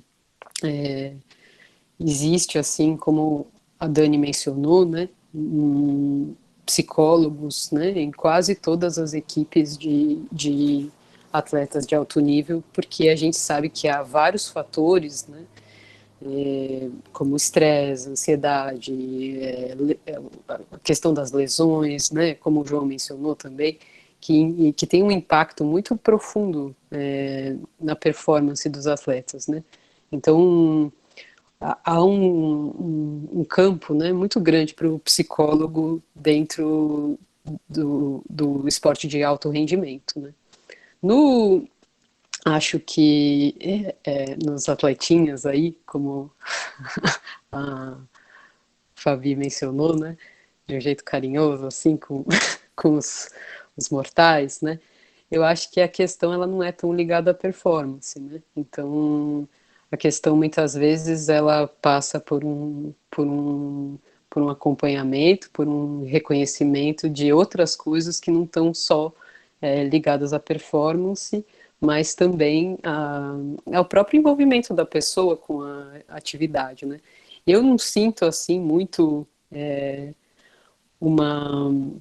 um papel, né, tão determinado como esse papel dos atletas de alto rendimento, mas o que eu sinto é que há, assim, como eu procurei mostrar na minha fala, né, eu acho que há um trânsito, né, entre essas duas áreas, um trânsito bonito, interessante, assim, e acho que a gente pode estimular, né, as pessoas a praticar exercício como forma profilática e também em determinadas doenças, né? A gente sabe que o exercício ele tem um papel super importante, né? Como coadjuvante no tratamento, né? A gente tem, assim, muito definidamente um papel do exercício na depressão, né? Como tratamento alternativo à depressão, alguns transtornos de ansiedade. Então, tem algumas coisas assim que a gente pode atuar em conjunto, né? Mas acho que é uma atuação diferente dessa ligada aos profissionais do esporte, né? Em que o psicólogo ele está assim alinhado, né, com a ideia da performance. Espero que eu tenha respondido. Obrigado, Carolina. Respondeu sim. Bom, vamos lá. A próxima pergunta ela é para todo mundo, né? A pessoa mandou aqui a pergunta para todos e a pergunta é a seguinte: o que vocês acham das novas modalidades de esportes que estão surgindo nessa era tecnológica, né? Eu acho que, inclusive, nesse período de quarentena que a gente está vivendo, né, que as pessoas estão fazendo bastante esporte em casa.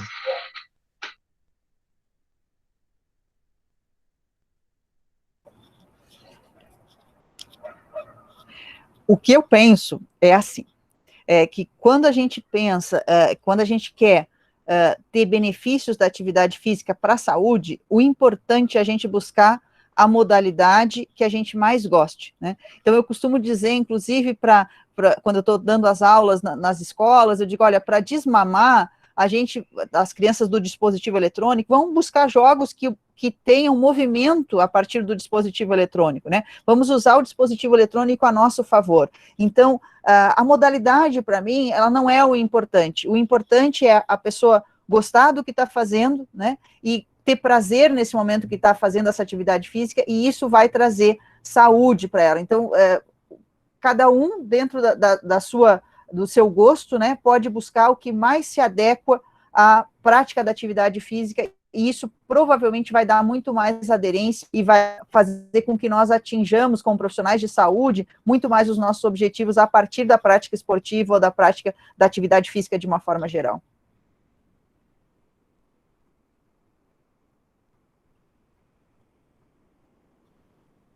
Eu concordo com a fala da Kátia. Eu acho que a gente tem que buscar mesmo aquilo que faz a gente se sentir bem, né? E aquilo que também nos proporciona atender os objetivos que a gente tem naquele momento. Por exemplo, vou dar um exemplo, o meu. Eu não sei nadar. Eu não sei nadar. Nunca fui nadadora. Foi uma das modalidades que eu nunca pratiquei. Mas agora, nesses períodos de pandemia, era o que eu conseguia fazer, que era possível fazer aqui dentro do meu apartamento. Eu podia usar a piscina do prédio, que ficava vazia e aberta. Então, eu comecei a nadar, porque eu precisava, eu sentia uma necessidade de praticar exercício. E eu acho que só quem pratica exercício sempre, quem sempre praticou, quando fica um tempo parado, a gente fica ansiosa, a gente não dorme bem. Até, olha, eu quero falar que o meu sono melhorou 200%, sabe? Eu nem sabia mais o que era sonhar, porque eu estava dormindo muito mal, eu dormia picado, sabe? Eu estava mais, como é que eu posso dizer? Ansiosa, roendo todas as minhas unhas.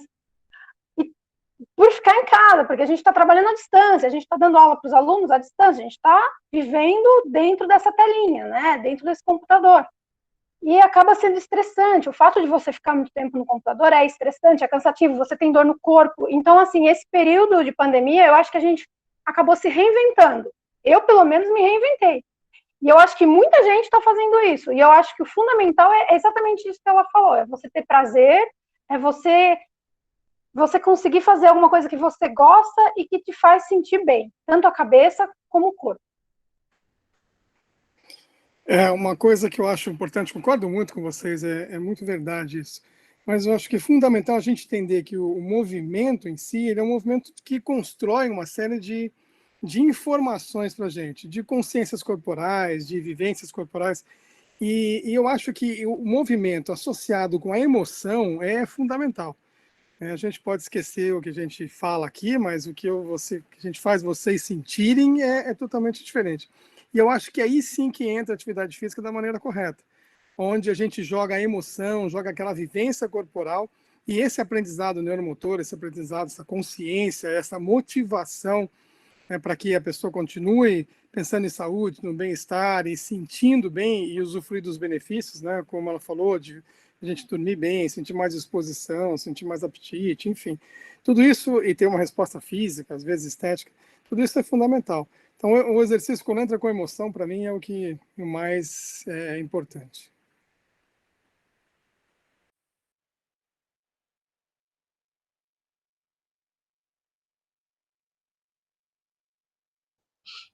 Posso fazer uma colocaçãozinha? Eu acho que o que vocês falaram está perfeito, e vocês vão trabalhar com uma liga de esporte. Então, o esporte normalmente é uma atividade que o indivíduo que escolhe, ele já tem uma atração por aquele tipo de movimento e para aquele tipo de atividade. Mas a gente tem um contingente muito maior de pessoas que não fazem nada e simplesmente adoram não fazer nada. Tá?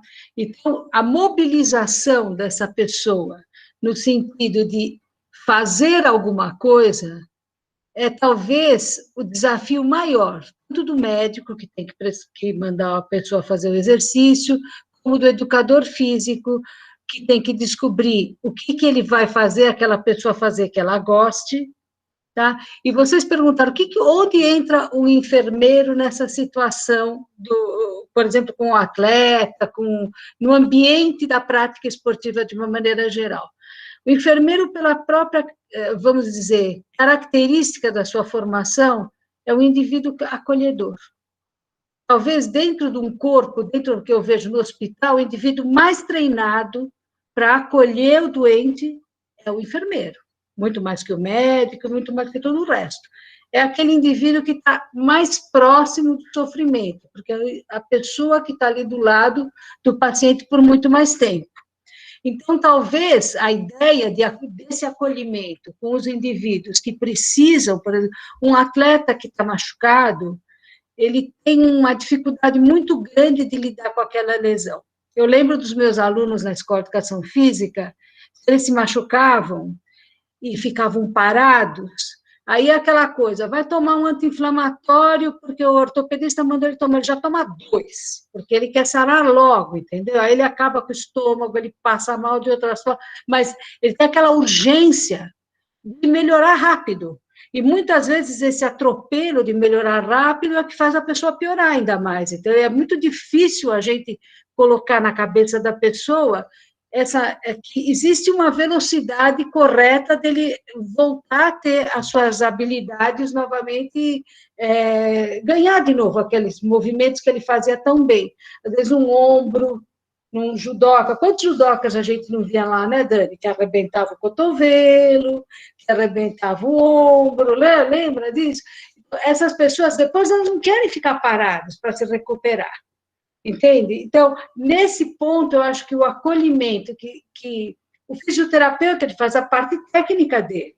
Talvez o João ele tem tanto amor naquilo que ele faz, que ele preenche muito dessa parte do acolhimento. Mas isso eu acho que não se vê em todos os profissionais. Talvez dentro de uma equipe, o enfermeiro trabalhando nessa parte, ele teria muito sucesso. Muito sucesso. Porque é uma característica da profissão, entendeu? E quando você começa a lidar com aquilo, você começa a entender vamos dizer, não só todos os procedimentos da fisioterapia, de reabilitação daquele indivíduo, o enfermeiro é um acolhedor. Eu não sei se vocês concordam comigo, mas da minha experiência da prática médica, olha, eu fiz carreira acadêmica, mas eu nunca deixei de ser médica. E continuo sendo, e tenho consultório até hoje, faço ainda a prática médica durante toda a minha carreira acadêmica, eu não abandonei a medicina. Então, na verdade, eu acho que essa é uma experiência que eu tive da minha vida hospitalar com o trabalho do enfermeiro. né? É aquela coisa, uma abnegação que você não vê em todos os profissionais. Isso é uma coisa que eu acho que talvez possa ser explorada até na Liga, um caminho para inserir o enfermeiro nesse grupo multiprofissional, porque nas equipes do esporte é um grupo multiprofissional, não é? Sim, eu concordo, Thaís. Eu acho que é um pouco do que eu falei. A gente é cuidador, né? A gente faz isso como característica, é a nossa característica, né? Então, dentro do hospital, esse papel em trazer o paciente se recuperar, né?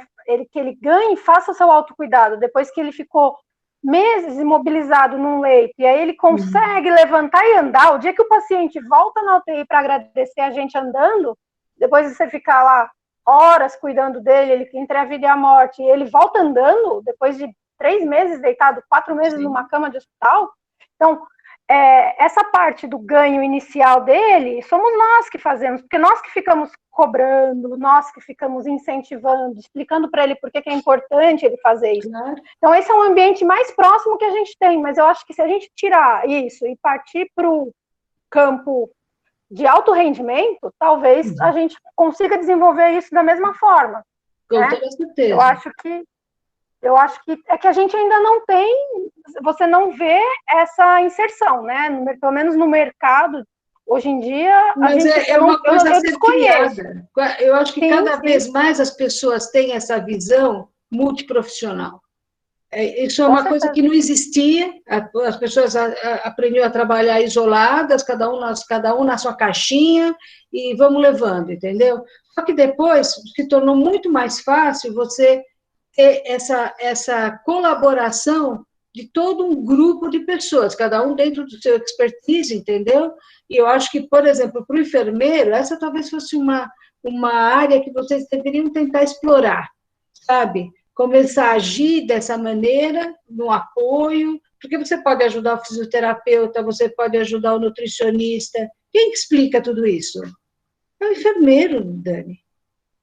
Sim. É o enfermeiro que explica. A gente que convence o paciente a comer. Que convence, que tem aquele apego e aquele interesse, né, em fazer a pessoa aderir àquilo que você está explicando. E eu acho que não só o aderir, é dar o segmento, né? Isso eu observo de forma muito presente na enfermagem. Porque às vezes o médico, aquele momento que o paciente recebe o diagnóstico, que recebe a prescrição médica, é um momento que envolve uma certa emoção, uma certa ansiedade, né? E o enfermeiro, ele está no segmento para ver se esse indivíduo vai realmente, como disse a Thaís, tomar corretamente, se ele não vai tomar mais, se ele não vai deixar de tomar. Então, assim, isso é absolutamente fundamental, né? Eu dou aula há muitos anos para enfermagem, em diferentes níveis, graduação, especialização, e eu fico muito impressionada com, realmente, como a Thaís falou, o carinho e o cuidado que se tem, né? E a gente que já esteve dentro de um hospital vê que é um profissional diferenciado, né? Que é vocacionado a isso, né?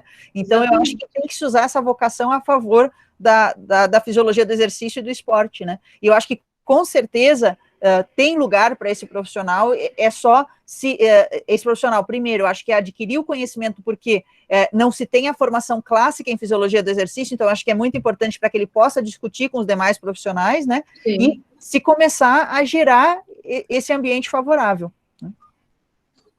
Só uma coisa que eu queria colocar aqui, inclusive a Thaís, recentemente ela me indicou para dar aula para uma pós-graduação em doenças crônico-degenerativas e para falar sobre doença renal, né, que é o tema que nós estudamos juntas, né? E essa pós-graduação é até interessante porque ela vai ser voltada, a princípio, para profissionais de educação física, mas nada impede de ela ser aberta, né? É que ela ainda está sendo montada, tá? Vai ser provavelmente só em meados de 2022 que ela vai se iniciar. Mas a intenção é para o profissional de educação física se preparar, né? Para trabalhar com pacientes com doenças crônico-degenerativas, porque, como a Thaís falou, a disciplina que nós ajudamos a criar lá atrás, que era uma disciplina optativa em doenças crônico-degenerativas, e hoje ela se tornou uma disciplina obrigatória, tanto para o esporte como para a educação física lá na USP, não são todas as universidades de educação física que têm essa disciplina. Então, não são todos os profissionais que saem com uma formação, né, para trabalhar com pacientes portadores dessas doenças. Então, é uma área que eu acho que poderia também ser explorada por outras, né, outras graduações, né, assim, eu acho que, porque hoje em dia a gente sabe que com o exercício, a gente, como foi o João que falou, que a gente economizar muito, foi o João, foi o Matheus, agora eu não me lembro, a gente ia economizar muito em gastos com doenças que podem ser facilmente preveníveis, né? Sim.